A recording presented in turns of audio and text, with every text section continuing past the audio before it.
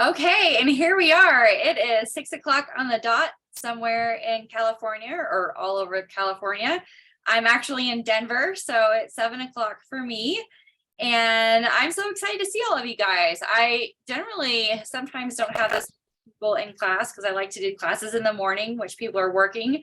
So I switch things up a little bit and I actually feel a little nervous seeing all these people here. So it's pretty exciting. Let's just start out by maybe just going around and saying your name and what program you're in and what the best part of your day was. So for example, my name is Kim Ware. I am a teacher at Bryan University. I teach critical thinking, interpersonal communication, and communication ethics. And I think the best part of my day was my coffee this morning that I had to reheat it like 3 times, but it just allowed it to drag out until the last drop, like around 10. It was great. So that's me. Let's see here. Crystal, would you mind sharing next? All right, so I'm going to get my associates in health information management. So I live in Michigan. It's colder than you cannot believe. I bet it is. Right now, the snow's out there, and I hate snow. Your camera is a little high. Can you move it down a little bit? There we go. Okay, good. Have you always lived in Michigan? No, I lived in California, but I have emphysema, and the weather that's too humid out there for me. Gotcha. So I live out here in Michigan. I have 7 boys and 1 girl, and some of my boys live out here in Michigan. So we're out here in Michigan. Okay, well, good. I'm glad to be with family. Hopefully it makes the snow a little more bearable. All right, let's go to Kimberly Watts. That's a great name. I like it. Well, my name is Kimberly. I'm currently a truck driver. Well, over the road truck driver. I have 2 sons, one on the way, and I'm getting my associates in health information management. Great. And what has been the best part of your day?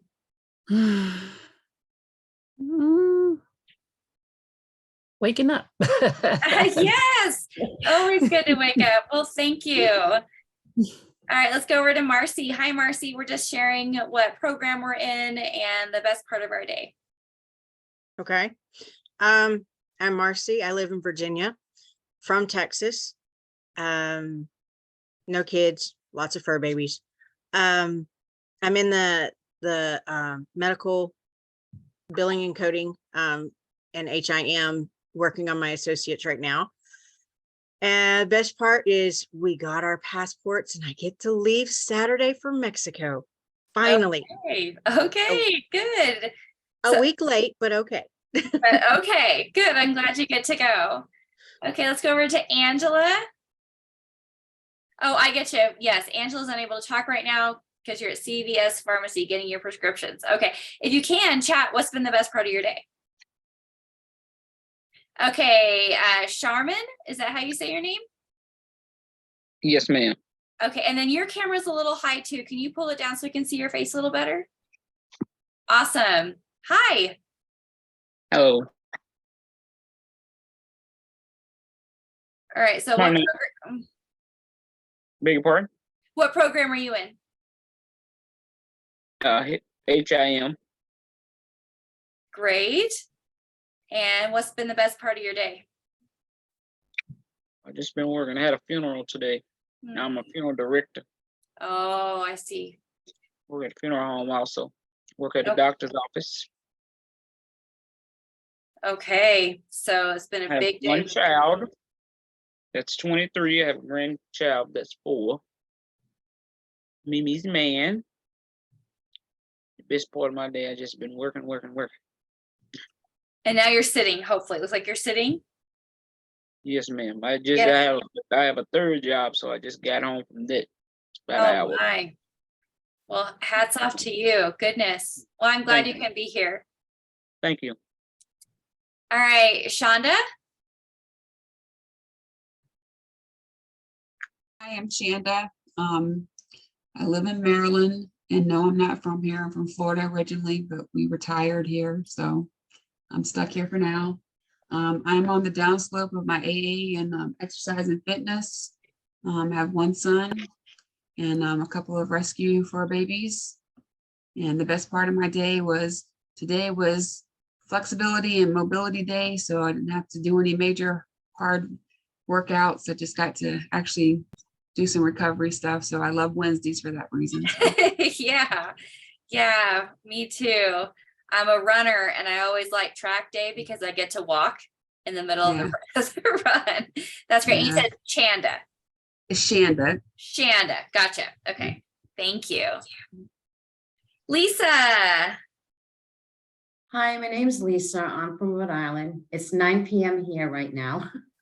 Usually I'm getting ready to go to bed because I get up at 5 to go to work. I work for a hospital in Massachusetts as a medical coder.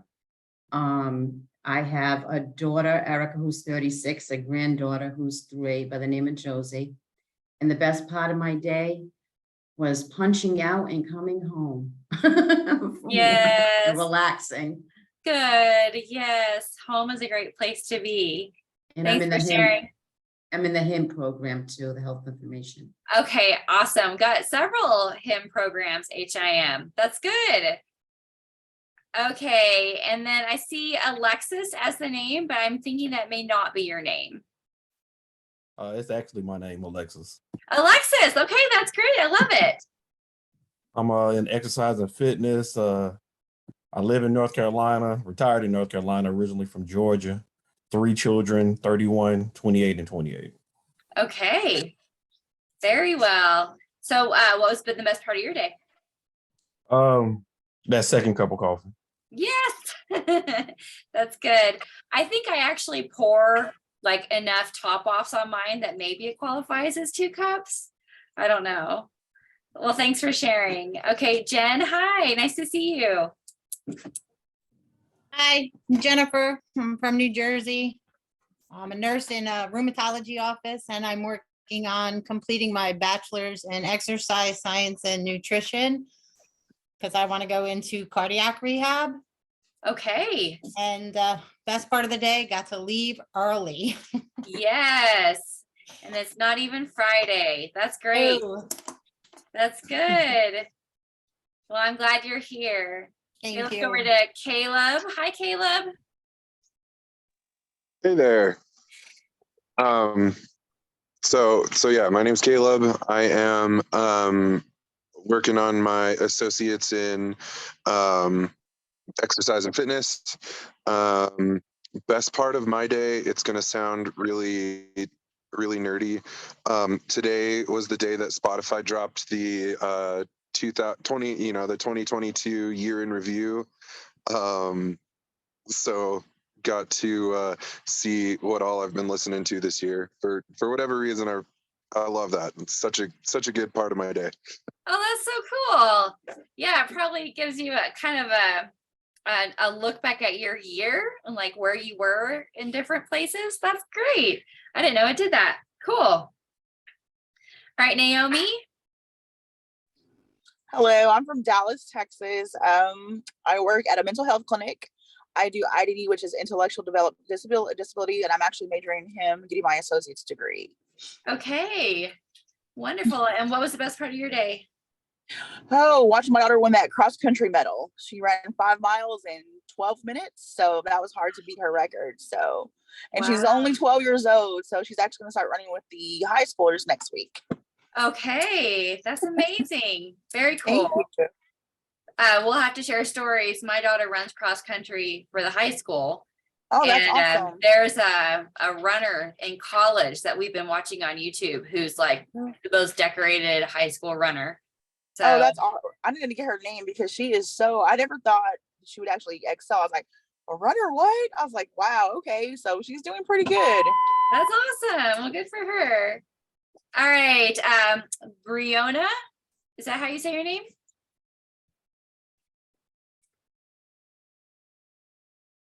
Okay, let's go over to, are you there? Yes, ma'am. I'm sorry. I didn't realize that my screen and mic was still muted. Oh, It that's is okay. Brianna. Say it one more time. My name is Brianna. Brianna, Gotcha. Yes, ma'am. Great. So I am currently working on my associates in healthcare information management. I currently work for a physician, a family medicine practice as the practice manager. Also started my own billing consulting company last year, Cool. which is what kind of drove me to continue educating. Because if I'm going to consult people, I want to make sure that I know what I'm consulting. Everything Yeah. changes so often. I have 3 kids. I am married to my high school sweetheart. And the best part of my day is I finished my youngest child's Christmas list. Hey, good. Yeah. That feels so good. Okay, and then it looks like I know Ariana is having some trouble connecting. But Ariana, maybe you can let us know what program you're in on chat and the best part of your day. And then I see if anyone knows Casada, is that how you say the name? Does anyone recognize the name? Still connecting to audio. And then Angela is getting over the flu. And so she's starting to feel better. So yeah, the flu is really going around right now. It's rough. Well, just a little more about me. As you know, my name is Kim Ware, and I live in Denver. I've been teaching at the collegiate level for the last 17 years. I also married my high school sweetheart. We got married in Kentucky, where we were both pretty much born and raised, moved to Arizona, and then came to Denver for my husband's job. We have 4 kids, ages 16 down to 8, but you've all seen them on Yellow Dig. I'm a homeschooling mom. So type A personality, that's me. I juggle all the things until I can't anymore. And then I give myself a rest and I keep going. So I tend to school my kids in the morning. I'm generally available for email and text all the time, but you can expect me to get back to you for sure in the afternoons if I don't get back to you in the morning, because I have a responsibility to teach them too, apparently. So that's what we're doing. This is an introduction to critical thinking. Is anyone wondering why in the world you're taking a critical thinking class? Okay, at least one, a couple of you. And my understanding is that everyone is kind of coming towards the end of their program. Like you've done a lot of your core classes already. So this is where you are. So Yes, I can understand how you would look at critical thinking on your schedule and be like, what am I doing? Why do I need to do this? And that's not lost on me, especially when you're just like ready to get to work and graduate and do this thing that you've been preparing for. So I want to make sure at the outset that you understand that critical thinking is a soft skill. So you do all your core classes and you learn some of the soft skills in working with clients and coworkers and bosses, but you also learn a lot of the hard skills. How do I actually do the coding? How do I actually set up my exercise routine? And when you come to critical thinking, we start to work on more of your ability to think through things in a logical way to get from point A to point B to get to sound reasoning. So, I mean, you'll have to correct me if I'm wrong because I'm not in any of your fields, but you're working with coworkers and you're trying to code something correctly and it just doesn't seem right. Critical thinking is going to give you a structure, a way of systematically thinking that will eventually become really intuitive so that you can discern the best course of action. Then you can take that example and you can lay it on top of any of the other things that you're doing. For example, if you're working in physical fitness or you want to go into the cardiac thing that Jen said, you start to think in a really systematic and logical way to get to sound conclusions and understand the reason for your beliefs, not only for yourself, but in order to let other people know why it is you believe what you believe and what you're saying. Now, when I say belief, I'm not talking about religion. I'm talking about just day-to-day decisions in the way that we structure our reality. Does that make sense?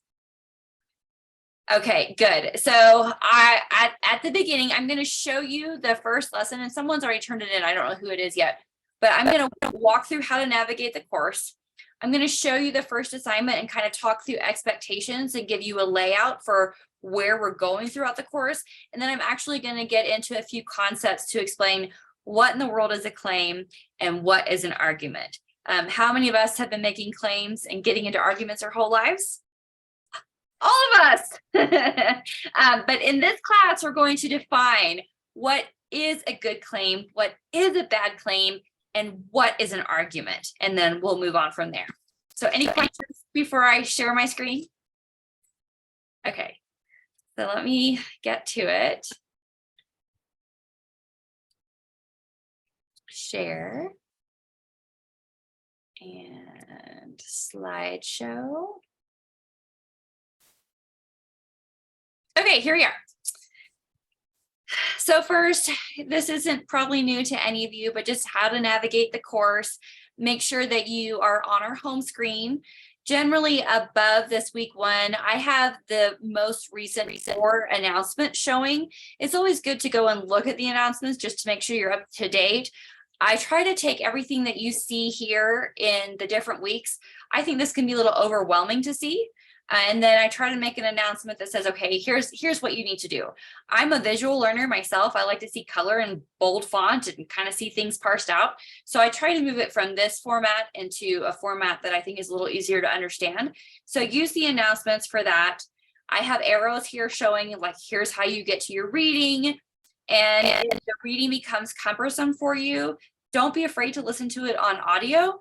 The voice is boring. I will give you that. I don't care for the voice. Like there's nobody hired to read it for you. It's like a computer generated reader. But if you're an audio learner, it can be very helpful.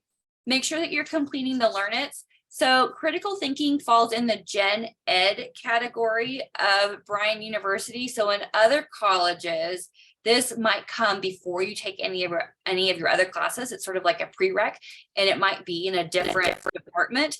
But at Bryan, critical thinking is in Gen Ed, which means that the set levels for Learn It's are set a little higher. Don't blame me. I didn't make the decision. I don't know where the decision comes from, but I'm just telling you they're a little bit higher. So make sure you're spending the time to get those knocked out of the park early. And then, of course, you can access the assignments from this page. You can access the assignments from your gradebook and anywhere else. Announcements, again, here's how you can contact me. I'll show a slide at the end that gives contact information. Everyone has received a text message from me. I have the texting on my phone, so I can text you from there, or you can email me or use Canvas inbox. And then this is just a sampling of the way the announcements will build. I also do little mini lessons or little video postcards. So we don't get to see each other in a classroom, not even weekly. We only have 2 live classes for this entire session, which means I have to use all the resources I can to get some FaceTime with you. And one of the ways I can do that is through the video on the announcements. So be looking for those. Like I'll give you a mini lesson on best practices and short answers.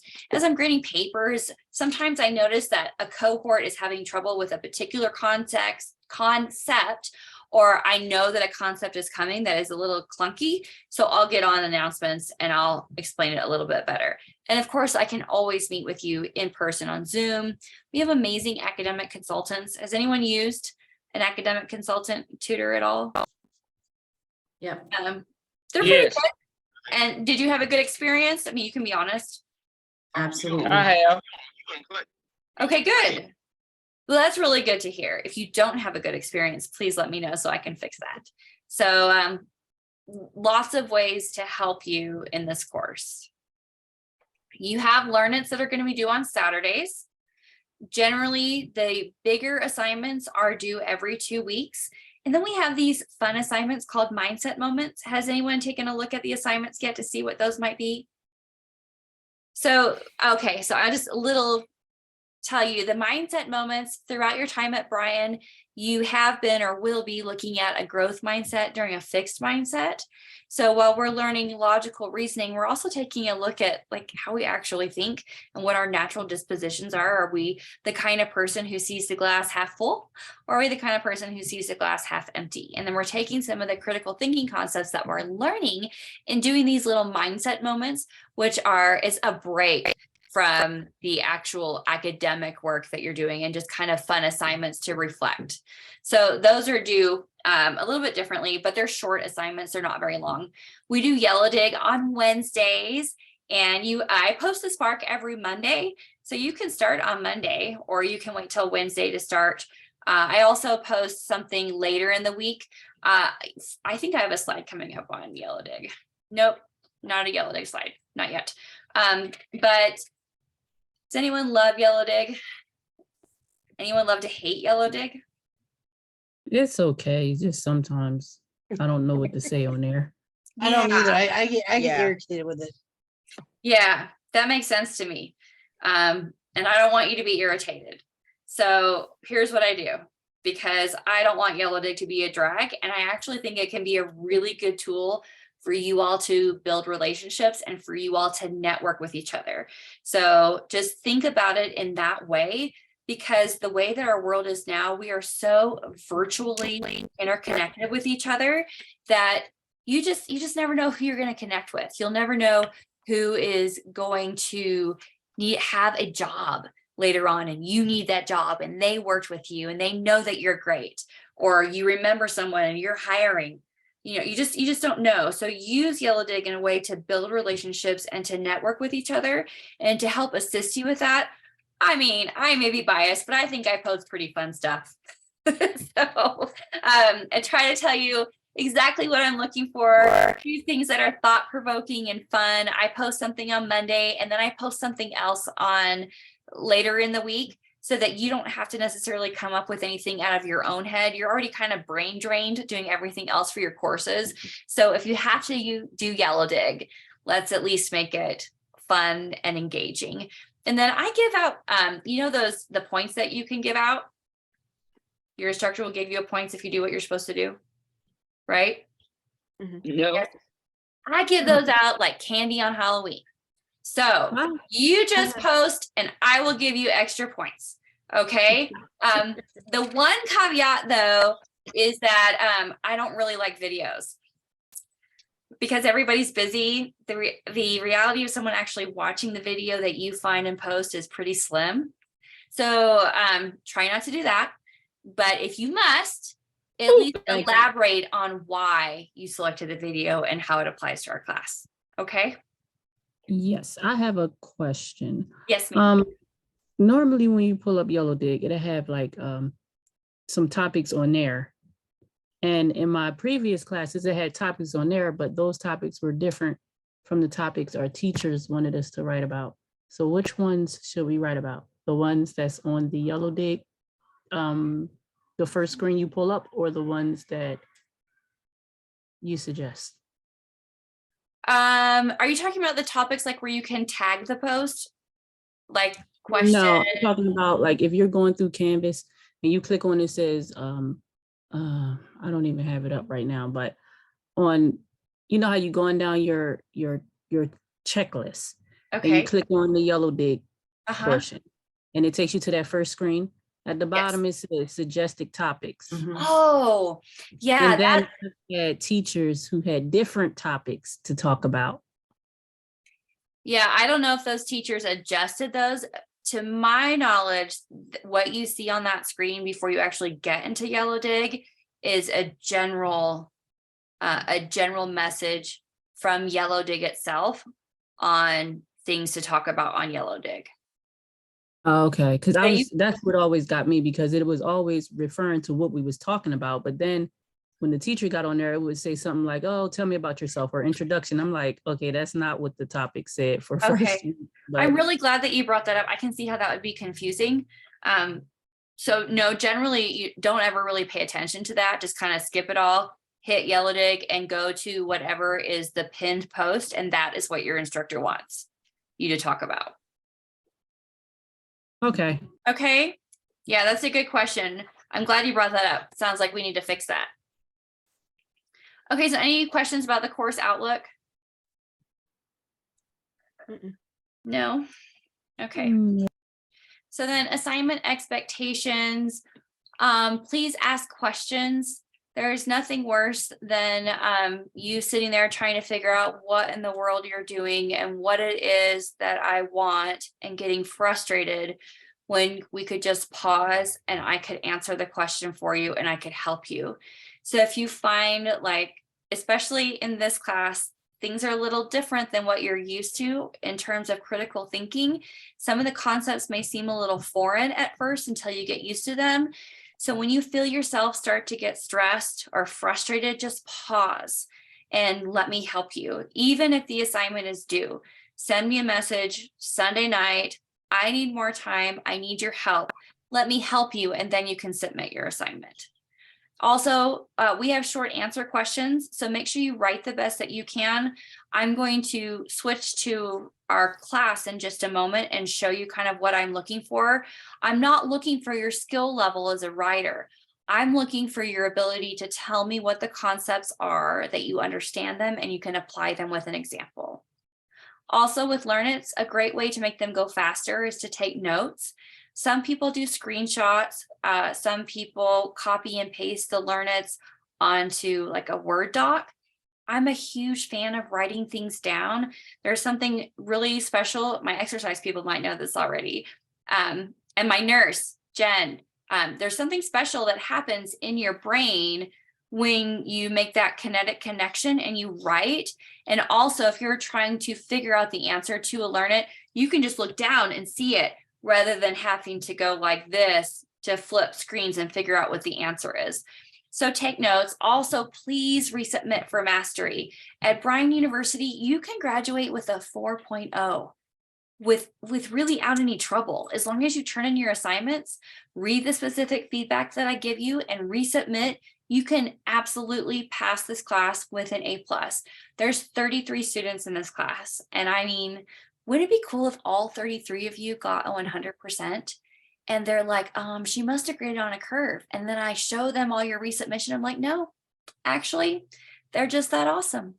And then, you know, the crowd goes wild. We did it. So resubmit, get a 100%. Okay. Yes. Okay. Now we've already talked about yellow dig. So clearly I skipped ahead. Make sure you're earning as many points as possible.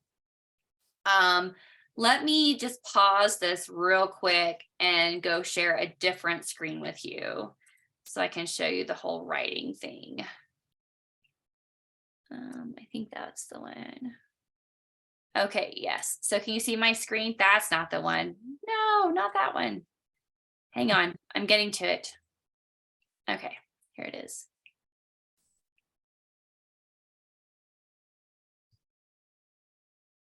Okay, so this is assignment 1. Previous to part 2, you're going to see multiple choice questions. So no writing there. But then when you get to number 11, it says, in your own words, state if the following statement is an argument, why or why not. Use the concepts of premise and conclusion to justify your answer. So then you have this argument below you, and you have to say whether or not it is an argument. So the first thing you need to look at is the fact that it has a question mark. So this question mark right here lets you know that this first part is something that you need to address. What is an argument? So you will say, yes, this is an argument because an argument does this, or you will say, no, this is not an argument because an argument does this. Argument is a key concept. So the best way to write is to restate the question as a topic sentence and then define the concept. Then it asks you for a specific example. Use the concept of premise or conclusion, which if you don't know already, you are going to talk about and learn in the next couple of chapters of your text. But you'll say, yes, it is an argument because it has a premise and conclusion. Arguments do this, premises and conclusions do this, and you'll give an example. Or no, it's not an argument because an argument does this. It is missing a premise, which is blah, blah, blah. Or it's missing the conclusion, which is blah, blah, blah. For example. So let's scroll down and look at the next one. Okay, oh, it won't let me. Okay, I have to stop using annotation. Okay, there we go. Okay, so now this one, it is the same prompt. So once you get the hang of writing the first prompt, you're basically going to repeat it, but you're going to apply it to the next example. So the big deal is take your questions, make them into topic sentences. Whenever you use a concept, give a definition and give an example. Does that make sense to you? Mhm. Has anyone already taken your communication class yet? Yeah. So if you wrote that way in your comm class, you probably did really well. And if you write that way in this class, you're going to do great. Every class you take that has short answer questions, write like that. And you will answer everything that you need to answer. Any questions about that? Was anyone in the DARE program when you were young? Anyone ever have that come to your school? Oh, yes. You know, DARE to keep kids off drugs? Yeah. I did, yep. So every time I say any questions about that, do you know what I hear? This is your brain on drugs. This is, don't do drugs. Any questions about that? But we're not talking about drugs. So let's just move on. Response time. So I've told you a lot about what I want from you. And I think that being in a relationship between instructor and student, coworkers, if you will, you should want something from me. And this is what I think you should want. I think you should want me to grade your work in a timely manner. I think that you should want me to respond to you in a timely manner. And I think that, I think you should expect that I find nuggets of time to rest so that I can give you my best. And I think you should find nuggets of time somewhere to rest so that you can give your best in your education. So that being said, Bryan University requires that I grade your work within 72 hours, 4 days, but I almost always get it done within 3 days. If I hit that 4-day mark, it's because I'm slammed with papers and I'm getting there. If I don't respond to you within 24 hours, please give me a friendly reminder. It probably just got down into some sort of pit of email or text messaging. So just remind me kindly and I'll get back to you. And then I try to rest on Sunday. I actually think I'm going to be changing that to Saturdays because Sundays just always get taken up. But I have to have at least one day where I'm not working and I'm resting so that I can do the rest of life. Any questions there? Nope. Okay, good. Oop. Okay, now here's what you've all been waiting for. What in the world is critical thinking? What is it? Well, it's not criticism and it is not opinion. So that's not what we're doing. Instead, critical thinking is arguments. Yes, but first it is careful thinking that is directed toward a goal. And that goal is having a sound argument, a sound reason for why we believe what we believe. And that it's not only sound, but it's good. And so we're going to get into what that means. But first, let me just remind you beliefs. So we all have 3 things that are developed in us from the time that we're born. And those are our attitudes, beliefs, and values. In this class, we focus really heavily on beliefs. And belief is the way in which you structure reality. So critical thinking, we're looking at things in terms of true and false. Okay, true and false. And in our very postmodern world, what is true for me may not be true for you. But hopefully we can come to a point where at least we are developing good reasons using inductive and deductive logic to get to those places. So just think belief is the way that you structure reality in the ideas of true and false. So claims are, if they are not criticism and they are not opinion, they are declarative statements that are either true or false, and they can't be questions and they can't be commands. So when I make a claim, I'm making a claim about reality, about a belief in some way. So are you tracking with me? Mhm. Yeah, okay, good. So we have good claims and we have bad claims, and we determine which is good and which is bad based on the probability of truth. I'm going to give you some examples in just a moment. Good claims have a high probability of being true, and bad claims have a low probability of being true. Anybody watch the news lately? Do you think we are seeing good claims or bad claims largely? I guess it depends on where you get your news. Hopefully, we're all finding ways to get news that that are true and that they're good claims. So think in terms of true and false at this very ground level that we're on.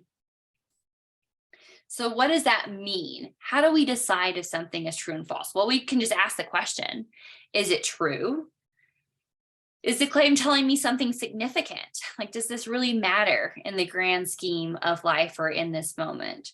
What else do I need to know to be able to respond to this claim appropriately?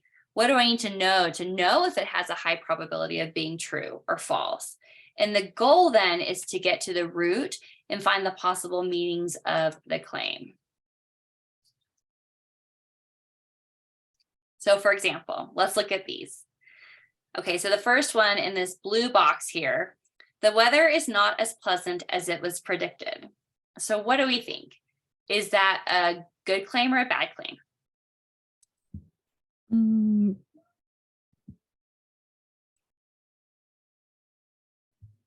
Bad claim?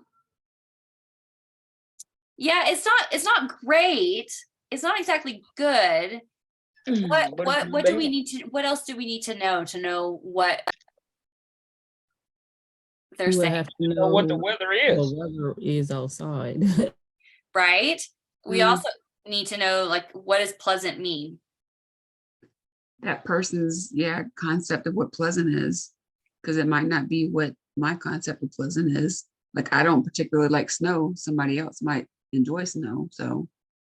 Yeah, See, so that's right. I love snow, so. Yeah, exactly. So that's not really a good claim. That's a bad claim. Okay, this supermarket's products are much cheaper than that one's. Okay, so what do we think about that one? Well, that one is more of a belief, I guess, because it depends on what you're measuring it against. Like what market are you talking about in the first place? Yeah. So we could measure whether or not that's true. We just need more information. Good. Okay, fish can feel pain. No. That's a myth. That a myth? Yeah. So we kind of need more information. I mean, I don't know. I'm not a biologist. I don't know anything about fish. But it is a declarative statement. Yes. We just don't have enough background to know for sure if it's accurate. Some people are shaking their head like, no, it's not accurate at all. All right, let's jump down here. They can't tell you they're in pain or make a noise. So how do you really, like, yes? I mean, Yeah. a human concept. Okay. Yeah. But Okay. Maybe a catfish because they have so many bones that may be broken. Maybe. I don't know. I guess if you eat it and it tastes bad, it was in pain. I don't know. Okay. All right, moving on. The number of people surviving old age is increasing at a fast rate. What do you think about that? That could be a good Good one. Yeah, it could be. What's it missing? The Proof? Yeah. proof, According to- like where are they getting that from? Like where Citation. on in the Or a statistics? percentage. Yeah, absolutely. All the things that you're saying, you're good. So you're really getting the hang of this. Okay. Teachers get longer holidays than anyone else. I don't think that's true. But No. Kids these days get bigger holidays than anyone else. Yeah. So that, again, context, we are missing information and it's probably a bad claim. It is a bad claim. Yeah, because we can't really measure it. Okay, now the last one, Singapore is one of the healthiest countries in the world. I think that's more of an opinion because Based on what? yeah, you would have Exactly. to figure out exactly what they're eating, what other countries are eating, what Good. Yes. It is an very good. opinion. It's just like a blanket statement. Mhm. Yeah, so all of these they're bad claims. They could potentially be good claims, but they're missing key information. They're missing reasons that lead to that conclusion. Yeah, so I would kind of relate those bad claims to getting a incomplete medical record or clinical note from a doctor to bill, and you don't know what was all done. It doesn't tell the whole story. Yes, that's very good. And so with this class and with every document you receive, with every person you can come into contact with, we're really looking to get people and you all to define what you mean better and say things in a more concise way so that you can be problem solvers and you can get to the root of the things that you're doing in your daily life. Okay, so if we understand what a claim is, what is an argument? So when claims provide support for another claim, we start getting to arguments. Arguments justify a belief, which is the conclusion, with reasons, which is the claim. So belief and reasons equal an argument.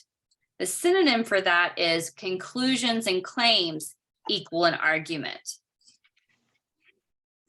So let's tease that out a little bit more. So an argument has two parts. So now we move from claim to premise. A premise is a claim that provides support for the conclusion. And as you get on in this course, we're going to start out by just looking at arguments like I showed you in the first assignment to say, are there pieces here? What is missing? What is not missing? Then we're going to get into more complex types of arguments to see, we're actually going to be diagramming arguments a little bit, which is going to be really helpful for you when you have a tricky situation to sit down and be like, okay, this one does this and that does that. And this is how this comes together to analyze the things that you're going through. So at the outset, a premise is the thing that supports the conclusion. And the conclusion is what you are trying to prove. Remember, we're thinking in terms of true and false. Good argument. Say it again. The slide before the last one you just showed, what did that say again? The one before this one. Yeah, what's an argument? When claims provide support for another claim, that's an argument. So reasons for your belief, that's an argument. Reasons are the same thing as claims, and beliefs are the same things as conclusions. We're thinking in terms of true and false. Got it? Yep, got it. Okay, good. So good arguments support their conclusions, and bad arguments do not support their conclusions. Have you ever been in a conversation with someone where you knew that what you were saying was right, but they just kept talking in circles in a way that you weren't sure if you were right anymore? Yep. Yeah, so I was with my husband. Yeah, I just stopped talking at one point. I just be like, okay, if you say so. Right. So I think it's the third assignment. We look at fallacies that actually help us name the different ways that people talk in circles that make us think that we're wrong, but we're not. They're just diverting our attention to make a bad argument that doesn't actually lend support. So I'm going to give you language in this course for detecting that. That's going to be cool. Yeah, I mean, I think that you'll like it. And I hope that if you don't, you can at least at the very least, just consider the why. Remember, it's a soft skill. And when we talk to employers, which Bryan University does, I don't know if you know this, but your program directors, they meet with people in Bryan University, but also employers outside of the university and are saying, what do you want? What do we need to be giving our students so that they can be successful? And employers are telling us that people are missing critical thinking skills and they're missing communication skills. Like, we know you're talented. We know you can do the hard stuff, but can you actually talk to your coworkers? Can you actually talk to clients? Can you actually talk to the different levels, go from boss to coworker to someone that you are maybe managing? So it's so, so important. Critical thinking is just, the key takeaway is it's being able to evaluate arguments, determine if they're good or bad. It's an exercise of problem solving. I've got 4 kids, and all day long, you know, they're whining at me or whatever. And I'm like, be a problem solver, figure it out. I'm not here to be your judge and jury, just go deal. Okay. So this is where we're practicing. We're going to flex those same muscles of problem solving, and we do it every day. We just don't really realize it. And so what happens is your consciousness of critical thinking is going to be heightened throughout this course, hopefully in a way that's going to carry you for seasons to come. Any questions?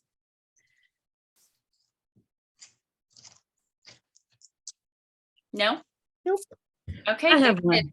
Yes, what's your question? Why do we only have 2 classes for this class? I know, right? Because it's the way the GE program is structured. So we figure that you spend so much time in your core classes that that these prereq classes, if you will, they just don't require that. Although if you want more live classes, we can certainly make plans to meet and talk more. You can watch the mini lessons. Also, the live classes in the GE department are not connected with points. So I can't force anyone to be here. It's just for your own good. So like, there's not a whole lot of buy-in for students, I feel like, if I'm not giving you something in return that's like monetized in a way. What do you think about that? Do you like that? Do you not like that? It's okay, I guess. I mean, I don't know. I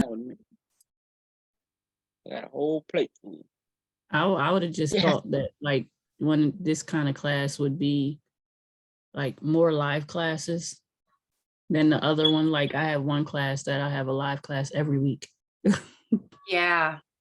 Yeah. Which class is that?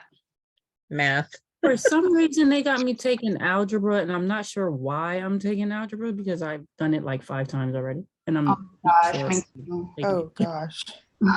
Yeah. So the reason you have to do math is because try to think of it in a broader scale of systems thinking, just like critical thinking. I know that's why I teach communication, you guys.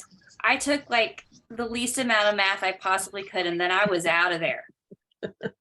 Right. That's my worst subject, but I do feel it's important to retake, because the way that math is taught nowadays is completely different on how we were taught. Oh, yeah.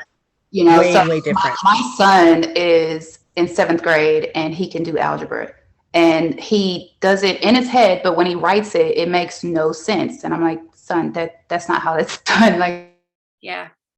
I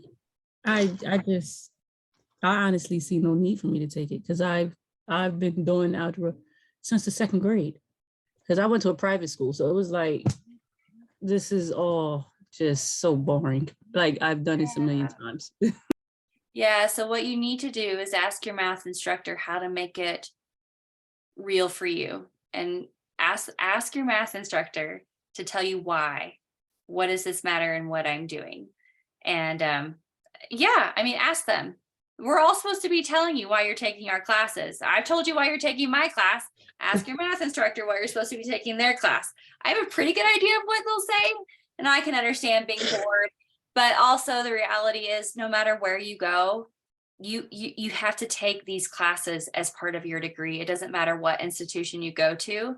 So at least you're at Bryan, where you can resubmit, you know, and you can do it on your own time. You don't have to sit. I mean, you might have a live class every week, but at least, you know, you don't have to be in a classroom per se. I don't know. I'm trying to make it better for you. Is it helping at all? yes. I guess as best we can. Yeah, well, and I'll tell you too, as an adult, since I'm teaching math to my kids, as an adult, math makes more sense to me than it did when I was young. So, I mean, maybe it'll come more easily. I don't know. Okay, who's ready to go to bed? Yes. Nighttime. All right. Well, thank you so much for being here. I'll hang out for a few more minutes. If you have any other questions, I'm happy to stick around. And otherwise, I'll see you over on Yellow Dig and your assignments. I do have a quick question. Just, Okay, sure. I wanted to see if part of the curriculum, I guess, of the course, would it be covered any and how to solve like issues within the workplace? Issues. Problems that we have? Not in this class. That's going to be more an interpersonal thing, interpersonal communication. Okay. Yeah. Yeah, but I teach that class too. So if you have something else, if you have something that had come up that you want to talk through, I'm happy to visit with you and share some insight. I don't. It's just been a question that's been asked during interviewing process, a time where you had a problem or a situation in the workplace and how did you solve it? And I'm like, I really don't solve those. I just say, have to get back with you. So I don't really know how to properly answer. What I missed it. What did you say? Just that I would get back with them or, speak with someone else that would know how to handle it. But I don't really know how to handle problems, issues to say on how to solve it, I guess, constructively without coming off wrong or not professional. Yeah, I can see that. And then do you usually get back to the person after you ask? Oh, yes. I'm very resourceful. Even if I don't ask, I research. Okay, good. Well, first of all, giving yourself a pause is a great way to do things in real life. And so in an interview situation, you can say, I like to be responsive in my handling of conflict. I don't like to be reactive. One of the ways that I am responsive is I tell the person, let me do my research and figure out what's going on so that I can respond to you correctly. So that shows being other oriented, like really caring about the client and making sure that you're giving them a reasonable response, and then you do your due diligence and then you get back to them. I actually think that's a great way to handle conflict. It also, and so in your interview, it's responsive versus being reactive. Also, before you interview, you should develop some because reason. So think about all the things that have gone great. Always restate the question in the interview and say, I'm really glad you asked me about handling a difficult situation because I recently had a difficult situation. And you can just tell them about it and think about the things that you've done really well, especially coming straight out of college. For those of you who are going into a new field, well, because I took that critical thinking class and I had to sit down and reason through this one really tough situation, I learned how to, XYZ, figure out what's really true and what's really false and how to navigate that. And you can think of any of the classes that you've taken, because a lot of your interviewing is going to be based on the coursework that you've done and also the experience that you've had as an adult. Okay. All right. I mean, even with me in a management position, my role is remote, so I don't have any direct conflict other than an email or a call or, message or something like that. Okay. Well, I mean, that's not a bad thing. It's the way our world is, honestly. I have been working for Bryan University for almost 5 years, and I've never met my boss in person. We've never been in the same room together, but we get along fabulously and we work really well together. So, that's a great question. I'm going to be teaching an interviewing class in one of my other sections. Maybe I'll post it. If anyone wants to come to it, you can come to it. Yes. Cool. Definitely. All right. Any other questions? Okay. It's been a treat meeting you all tonight. Thank you so much for being here. And I look forward to working with you in the course. Thanks. Bye. Bye, guys. Bye. Thank you. Have a good night. Bye. Thank you.